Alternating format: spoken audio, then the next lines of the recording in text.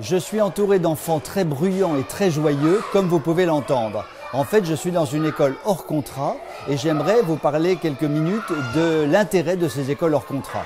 Alors, le combat pour le hors contrat est absolument essentiel. Pourquoi ? Parce que nous savons que le mammouth éducation nationale ne dispense plus un enseignement qui soit véritablement conforme à ce que souhaitent beaucoup de parents.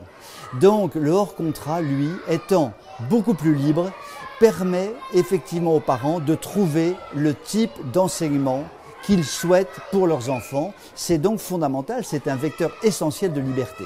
D'ailleurs, je constate qu'il y a des listes d'attente partout dans les enseignements hors contrat, ce qui veut dire que les parents sont très demandeurs. Il faut donc effectivement aider ces écoles. La Fondation pour l'école apporte un précieux appui pour les créateurs d'écoles hors contrat. Il faut mobiliser les parents sur le sujet, il faut les convaincre, il faut même, je dirais, être une force de pression car les parents sont complètement inconscients sur l'enseignement qui est donné à leurs enfants. Ils déposent leurs enfants le matin, ils sont persuadés que quand ils récupèrent leurs enfants le soir, tout s'est bien passé. Or, ça n'est pas le cas. L'enseignement dispensé dans l'immense majorité de l'enseignement primaire des lycées ou des collèges est un enseignement dévoyé, est un enseignement qui n'est pas sérieux, est un enseignement sur lequel les valeurs sont complètement occultées, sur lequel la falsification de l'histoire est opérée.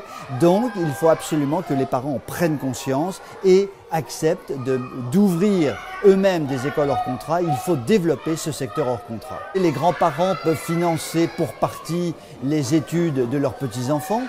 Parce que c'est vrai que le hors contrat coûte un petit peu plus cher que l'enseignement sous contrat ou l'enseignement public. On peut aussi, par son bulletin de vote, montrer quelles sont les priorités. À cet égard, le nouveau ministre semble quand même d'une qualité un peu supérieure, mais ça n'est pas très difficile, à Belkacem, qui a véritablement été un désastre pour l'éducation nationale. Si on peut parler pour Belkacem d'éducation nationale, puisque c'est pratiquement une antinomie. Donc voilà, donc il y a des signes d'espoir et il faut simplement que les parents se disent voilà, on est prêt à aller au sport d'hiver, et ben on peut être aussi prêt à aider les écoles hors contrat. C'est l'avenir de leurs petits-enfants qui en dépend, c'est l'avenir de la France qui en dépend en fait.